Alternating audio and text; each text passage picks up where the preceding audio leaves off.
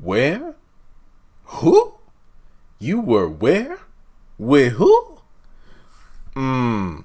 For real. Oh, really?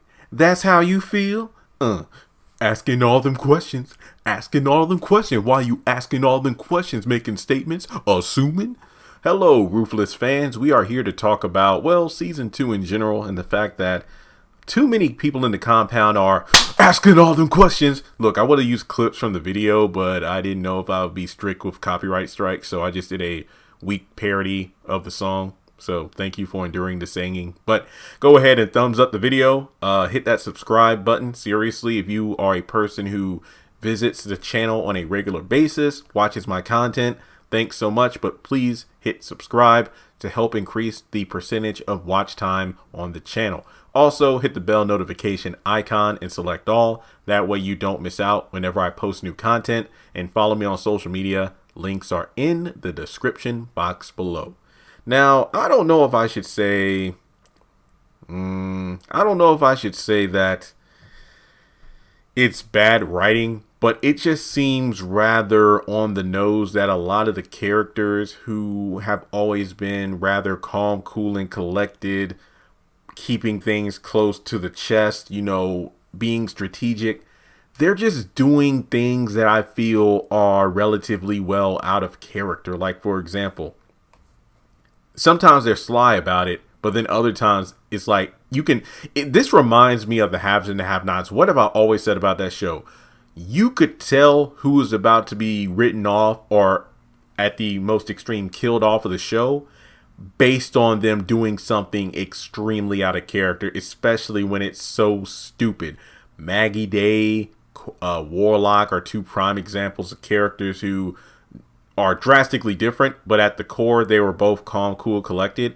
But when they started doing shit that was just so stupid, like Maggie trusting Veronica to come over to her house alone, or Warlock just being a rabid dog and going to the Malone restaurant and getting shot down, there are just so many examples. And I feel like we're kind of reaching that point in Ruthless where characters like Andrew and Ruth are just making unnecessary risk. Or taking unnecessary risk, and that's possibly going to expose them. Like a few episodes ago, I believe, when the highest came to the kitchen to just see Ruth and also compliment Tally on her behavior, and then out of nowhere,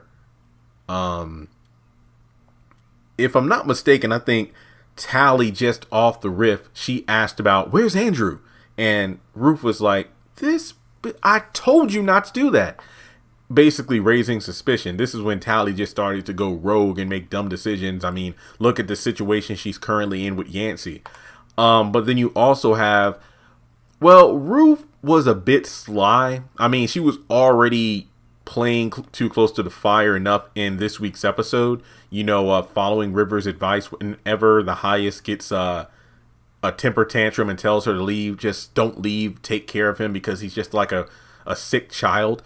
And then, when she moves on to asking about the children and Callie, she's like, oh yeah, you're right. She's in good hands because I know you're watching in the Raku, so it's all good.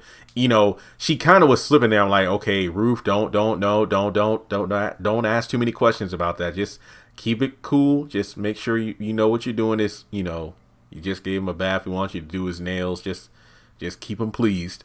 And then look, even though this is a funny scene, I just thought that this week's episode truly showed Andrew not being able to come up with a decent reason for why he was in the shed looking for something. The fact that he said, well, brother, I know this is going to sound silly, but I lost my lucky stick.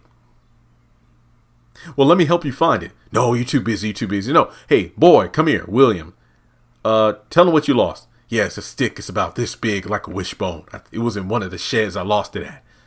And then he just kept asking questions, throughout the episode, it was very strategic how he was doing it. But I guess Daikon, being as sly as he is, probably put two and two together that Andrew isn't who he says he is. I mean, he even suspected Andrew back in season 1 when Brian was at the compound, and he's like, the way he was interrogating him like a cop.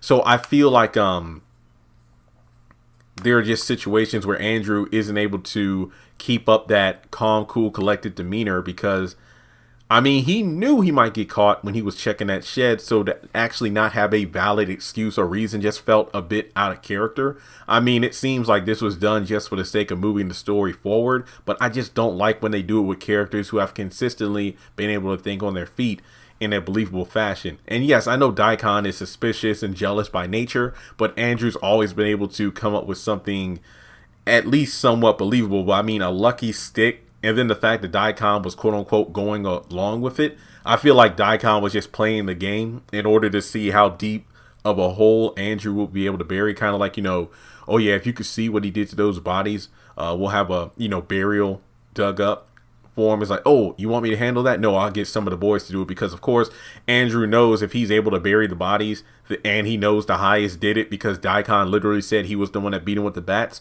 then Andrew could use that evidence and have the feds, shut things down because the evidence is all there for murder, drugs, all that kind of stuff. They will be able to put the highest in all the compound members, at least the ones who are proven to be part of illegal activity, behind bars for good. So there are just so many times where I feel like the writing is a bit off. And no, I do not, please don't think I'm hating on Ruthless. It's still my favorite, but at the same time, it's starting to develop some of those Tyler Perry tropes in the other shows that I don't like.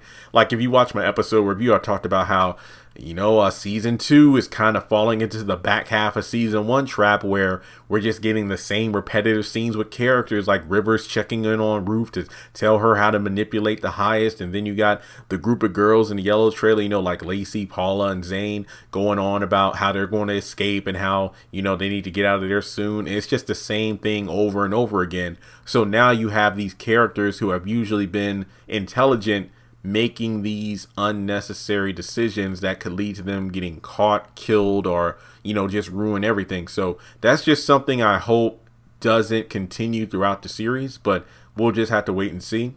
But let me know your thoughts in the comment section below. Do you agree with me? Do you understand where I'm coming from with my concerns about how we're really kind of making bad writing choices by having strong characters just do things that are completely reckless? So let me know your thoughts in the comment section below. And if you would like to donate to the channel, feel free to do so on PayPal or Cash App. Thanks so much for tuning in, and I'll talk to you soon.